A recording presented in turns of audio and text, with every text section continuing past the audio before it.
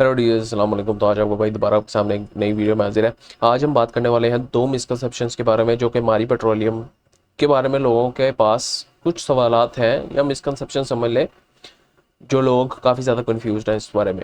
तो आज हम उसी दो मिसकंसेप्शंस के बारे में बात करेंगे, plus we will be talking about bonus और मारी का जो बोनस मिला है और उससे उसकी प्राइस डिक्लाइन हुई है।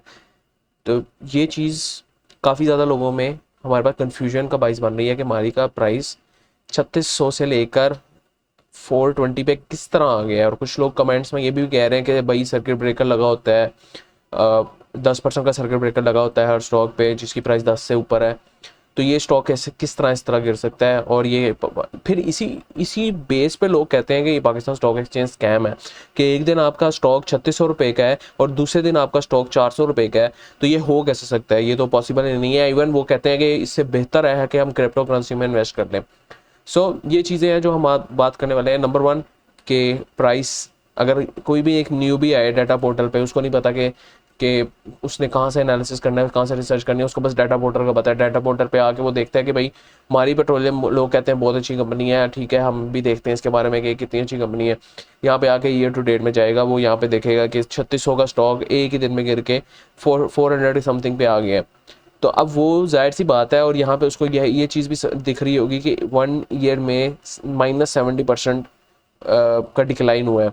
तो ये चीज़ देख के वो डायरेक्ट क्या करेगा, यहाँ पे विंडो स्विच करेगा, कोई और स्टॉक सर्च करेगा, ठीक है। लेकिन उसको नहीं पता कि भाई इसने क्या ऐसा किया है कि इसका स्टॉक इतना गिर गया है, ठीक है।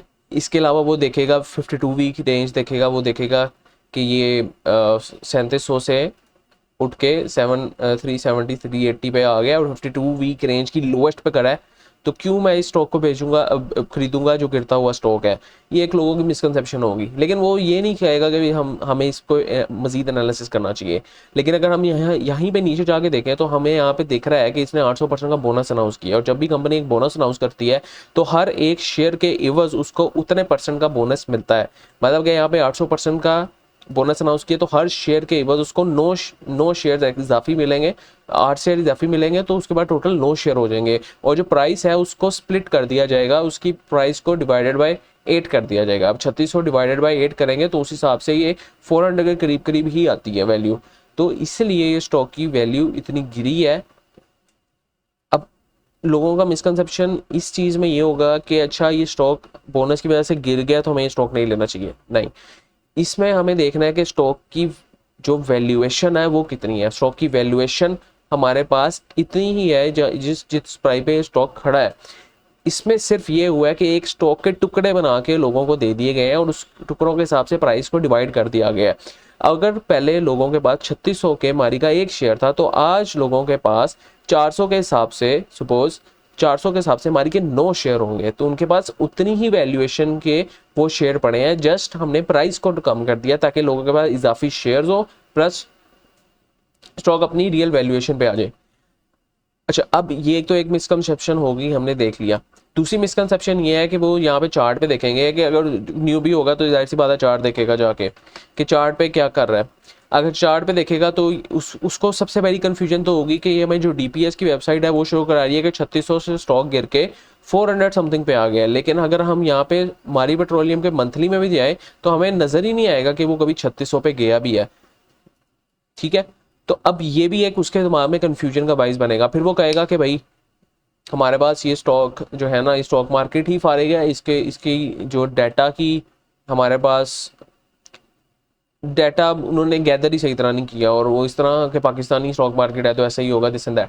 बट वो ये नहीं समझेगा कि भाई ये चार्ट जो है ये नॉर्मलाइज कर दिया जाता है, इसको एडजस्टेड चार्ट में कन्वर्ट कर दिया जाता है जब बोनस इशू होता है, ताकि लोग ही कंफ्यूजन से बच जाएं, ठीक है। तो ये भी एक मिसकंसेप्शन है। दो मिसकंसेप्शन ये है। तो ये चार्ट बिल्कुल ठीक है, ये चार्ट नॉर्मलाइज्ड हुआ है, मतलब वैल्यू जो प्राइसेस के लिहाज से है, इस चार्ट को नॉर्मलाइज करके इसको एडजस्ट किया गया है ताकि लोगों को मिसकंसेप्शन ना हो कि एक ही दिन में स्टॉक इतना कैसे गिर गया। इवन आप मेरी पुरानी वीडियो देखेंगे मानी की, तो वहाँ पे मैंने दिखाया था कि 3600 की प्राइस है, डायरेक्ट नीचे 400 पे आया हुआ था, वो हमें दिख रहा था चार्ट पे एडजस्ट होने से पहले। तो ये चीज़ लोगों को समझने की बातें हैं ये, कि invest in stock market when you are ready to invest.